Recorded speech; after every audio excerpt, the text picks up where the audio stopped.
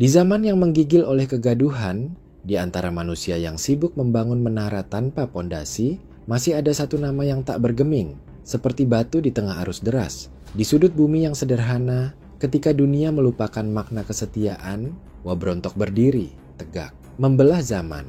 Di antara bayang-bayang kampung yang berdebu, di antara langkah-langkah tua yang penuh restu, tersebutlah satu nama mengalir dalam rindu, Wabrontok, penjaga waktu, pengawal pilu.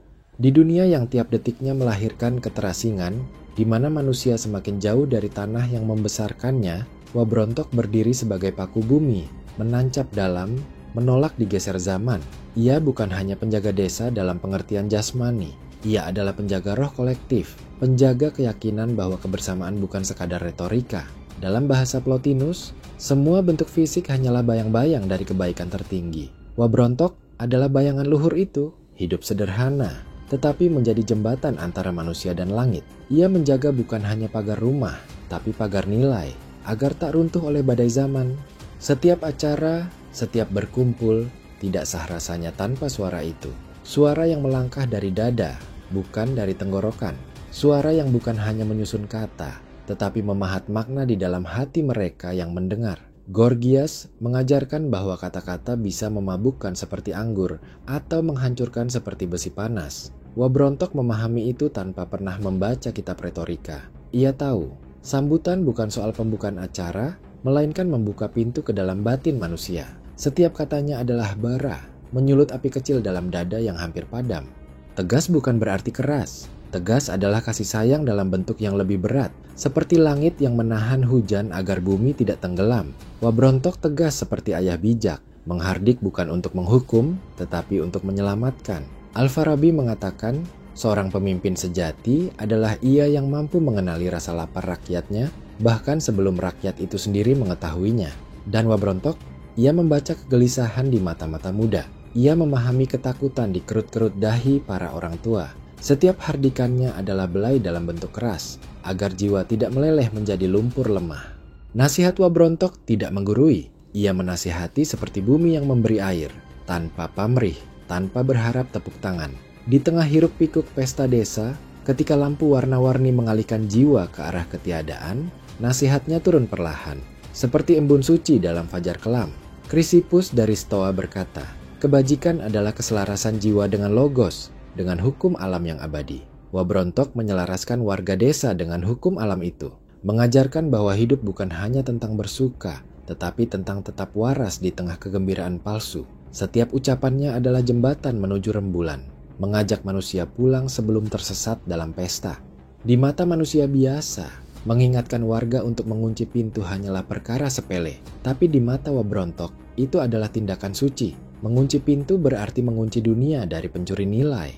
Mengunci pintu berarti menjaga rumah-rumah kecil dari gelombang keos yang selalu mengintai. Sun Tzu mengajarkan bahwa kemenangan besar lahir dari perhatian pada hal-hal remeh. Wabrontok memahami strategi ini, bukan di medan perang, tetapi di jalan-jalan desa yang becek, di teras rumah yang berdebu.